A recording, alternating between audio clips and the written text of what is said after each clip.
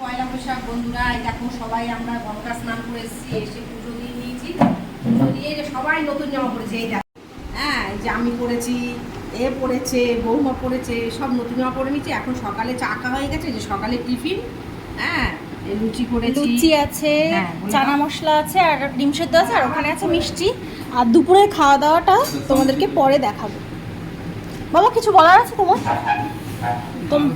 তোমাকে তোমাকে যে এরকম জামাইয়ের মতো সেবা দেওয়া হচ্ছে, তোমার কেমন লাগছে? হ্যাঁ, খুব ভালো হয়েছে। তোমার মেয়ে এলে ঠিক আছে। তোমার বাবা এনেছে মাংস, চিংড়ি মাছ, হ্যাঁ, তারপরে তোমার হচ্ছে ইলিশ মাছ। আজকে আর মটন খাবো না, কেননা ভিড় ভাড়টা এরা লাইন দিয়ে আনবে না, যার জন্য মটন খাওয়া আজকে হবে না। ছেলে বলছে লাইন দিয়ে আনতে পারবো না। তারপরে এই গরমে খেয়ে নিলাম লাল লাল তরমুজ। বিছানাটা অর্গানাইজ করে নিলাম, তারপর চলে গেলাম খাবার টেবিলে। বসে গেলাম, পটল ভাজা, আলু ভাজা আর ঘি।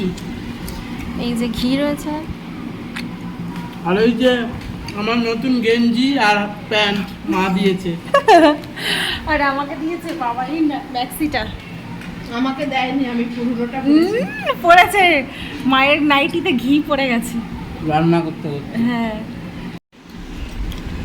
এই যে পাতে পড়ে গেছে বাঙালির শ্রেষ্ঠ মাছ, ইলিশ। আমারটা দেখাও, এই যে পড়ে গেছে আর আমাকেও দেখাও। হন্ডুরাসের থালায়, মা খাবে। ও অনেকটা খেয়ে ফেলেছে। খাবো না, বসে থাকবো, কত দেরিতে খাবো। মিষ্টিটা কি আমার? তো তোর তা নে, তা নিস না কেন? লোকের টাকা ইয়ার কি মারছি? আমার জিনিসের লোক দেওয়া। আমি খেলে যাবো তো, না ওর খাওয়া পায় তখন।